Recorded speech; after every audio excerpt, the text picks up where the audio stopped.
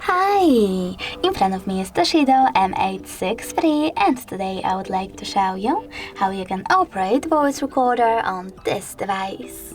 Firstly, you need to find Sound Recorder app and tap on it. Now choose Allow in these pop-ups and click on this red button to start recording. You can pause it and unpause it using the same one. If you wish to add a bookmark, click on the left one, and if you wish to end it and save it, click on the right one. Now you need to click on the right one again to access list of all your recordings. As you can see, mine are over here. If you wish to access one of them, just click on it. Then tap on play. If you wish to rename it, you can do that by holding it, selecting those three dots at the top right corner, choosing rename option, and typing in wherever you wish to. When you're ready, choose save.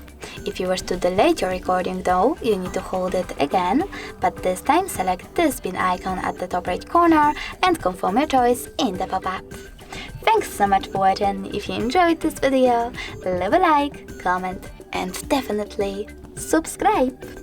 Bye!